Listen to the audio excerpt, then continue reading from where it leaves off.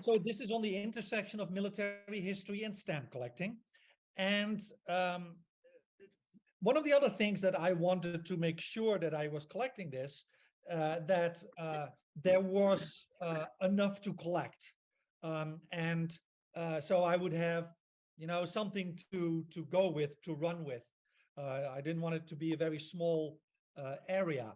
Now, to give you a sense of what is out there, the German military airmail existed from April 1942 till the middle of 1944 on the Eastern Front, so on the Russian front, and Scandinavia, it lasted until the last day of the war. And every month, I should say, German soldiers would get 8 stamps. This changed a little bit, but just keep it for a general idea. Would get 8 stamps that they could use, and the idea was that they would send 4 back home. Because they were not for sale in Germany, but they were only available at the front, and the people on the front would send then stamps back home. And so therefore people that they send the stamps to could then use those stamps to write to the people on the front. Now there were millions of soldiers, every month 8, for 2 to 3 years. You can imagine that there should be, in theory, millions and millions of these letters. So it's a massive area. However, obviously, not all of these letters were kept. Right? It's not that people keep these letters the whole time, but it's very interesting that at the moment you can easily get them because, sadly, I think many of these people that have been sending these letters or receiving these letters, is better to be said, they are dying at the moment. And if you go on eBay or Del Camp in Europe, where the hunting grounds are better, you will find many of these letters that basically go for $1 or €1 a piece. And sometimes you can buy like a whole set of them, the whole correspondence of the soldier with his wife or his girlfriend or his parents. You can find them. And I suspect that this is like the grandkids cleaning out the house and putting them and say, okay, what do we do with it? Well, I don't know what this is. Let's just try to sell them. And you can buy them for a fraction or for a couple of euro or dollars, and you can buy a whole lot of them, which made me realize that I do something else besides researching these letters. I also believe that I am keeping history, that I'm preserving history, because obviously these people who put it on their putting it for sale, they're getting rid of something that is actually very historic very often, especially if the letters are inside. And it's, in a way, it is sad. And I have a story about that later, where I will show you how this can still have an impact. So there are many letters out there. It is basically anybody serving on the front. So I wrote an article with my brother, who actually came once virtually to this meeting. I don't know if you remember, for the Dutch Stamp magazine, of Dutch soldiers or Dutch men, typically it is men, who worked for the Germans. Some of them worked as male nurses, also on transport units. So they were not really soldiers, but they went to the East Front. They also got those stamps, and they wrote back those letters to the Netherlands. I have them from Belgium. I have them from Italy.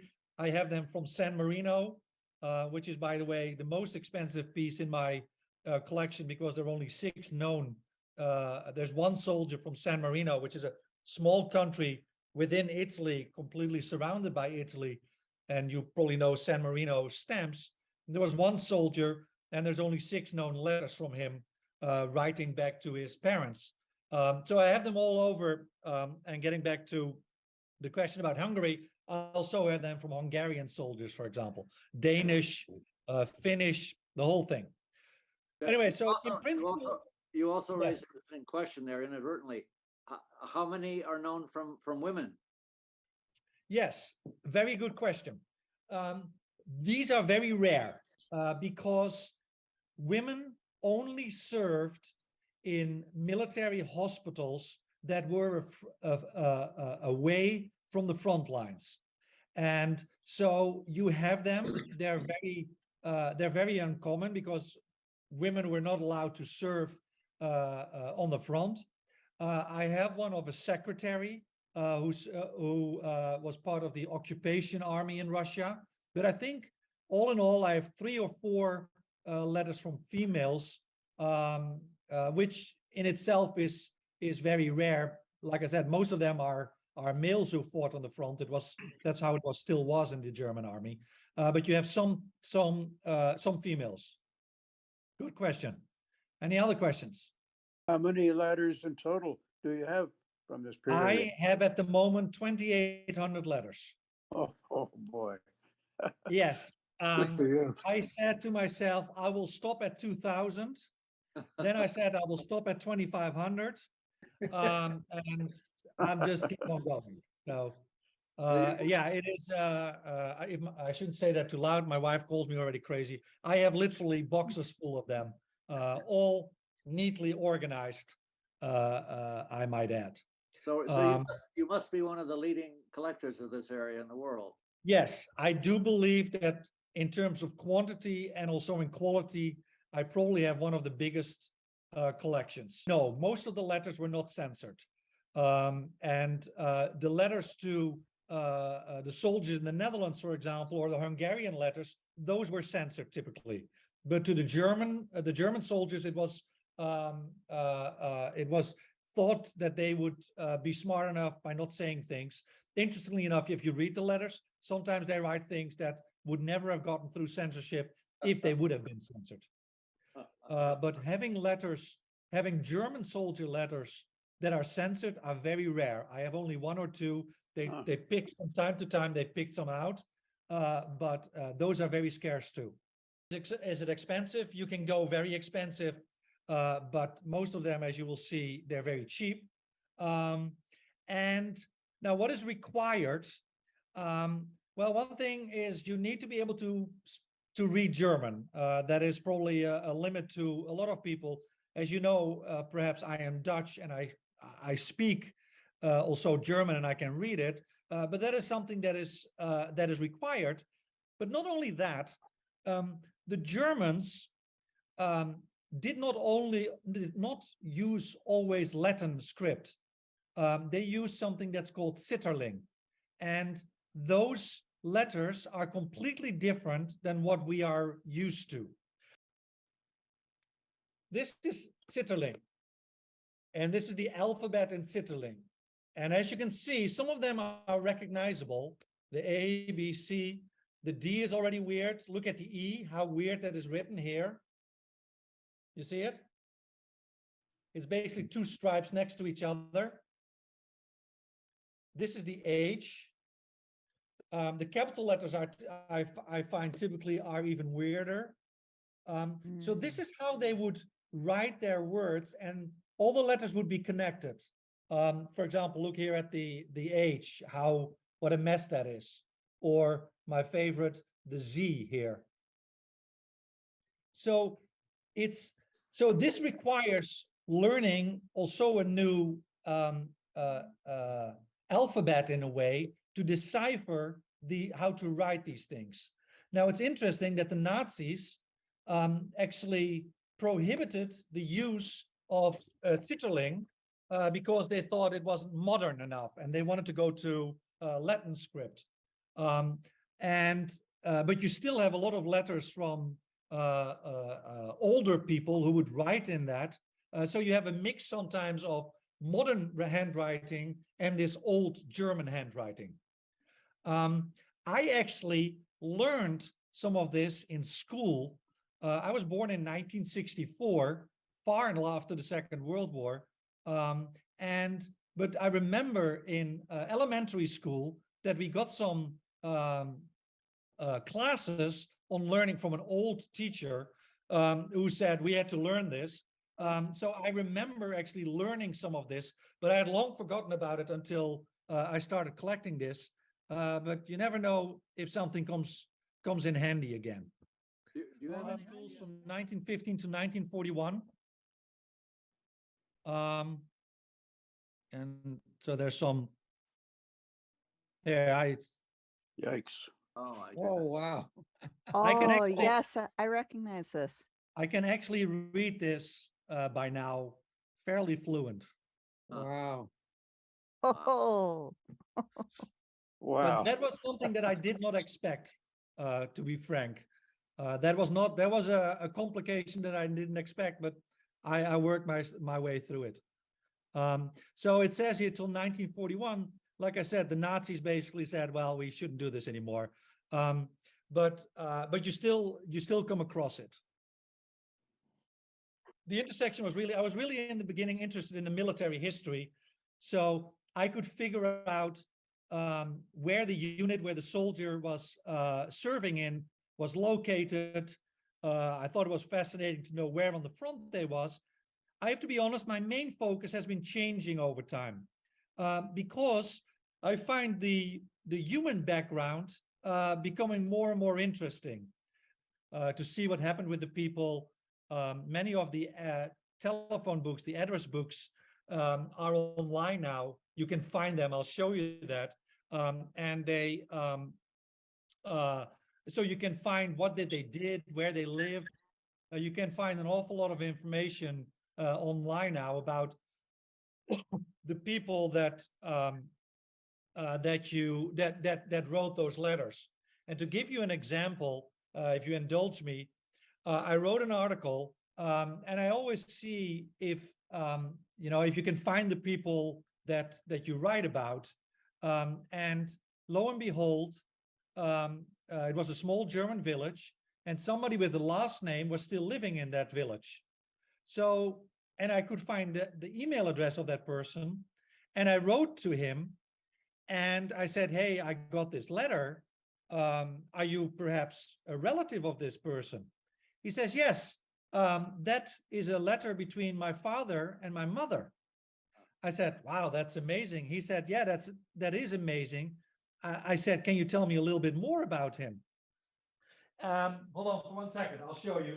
And he sent me, among other things, this picture. Little boy sitting there, that was him. That was the man I was corresponding to. And the man, the older man, was the German soldier. And he said, this was the last photo that I have of me and my dad, just before he went back to the front, where he was killed a couple of weeks later. And Oh, wow. this is, I used this in a stamp magazine in 2018. And with his permission, I published this because I actually used the letter from him. It's actually the letter that is here. I don't know if you can see it. And after it was published, I wrote back to him and said, hey, I used the photo as promised. And I got back an email from another man. He says, I am actually the grandson of the man that you've been corresponding with. He was so overwhelmed with emotion that he couldn't write the email himself, but he said, this meant so much for him that you used the letter of his parents, that the photograph of him was used in this article. He says this was truly something amazing for him that this showed up. And that really, I kept that correspondence. It's really something special, I think, to have that. But again, I found that human connection, and I figured out through correspondence where he died, where he's buried, and all that kind of stuff. Any questions? I mean, I think that is one of the most interesting parts of this by now. Now, like I said, I have 2,800 of these letters, and every letter I research. Now, most of the letters are not, I mean, nothing special happens, but sometimes you find something special. This is letter 2549, and it is written, and this is partially in Zitterling. This is the H, this is Herrn, Mr., Major, Jüttner, and this is from München. And that's the area of it is. Does it say, does this mean anything to any of you? No. No? And it comes actually from Jüttner, who was an Oberleutnant, and he worked here. Does this help? A war criminal? He was a war criminal. Huh. This man, this Major Max Jüttner, was actually a defendant in Nuremberg. He Huh. headed up the SA. There he is. Isn't it? Isn't that exact? This is actually the man to whom that letter is addressed. Huh. And I bought this letter for like €1, and suddenly this is a special letter, right? Yeah. It took me a while to, I mean, obviously I'm a researcher, to really connect the dots because there are multiple Jüttners in the world, but I had his address. I was able to connect that address to where the man lived. He survived the war. He was convicted in Nuremberg, but he wasn't put to death. So this address, the Josephinenstrasse, I could figure out that that is actually, it was the same man. And this turned out to be his son that wrote the letter, who, by the way, died not long after writing this letter in was that Stalingrad? I think he died in Stalingrad. So this is, right, it's a, you know, it's not a very special letter if you look at it, but actually it turns out to be very special once you figured out who this, who the recipient is and who the sender is of this letter. So this is, but again, most of the letters are not like that.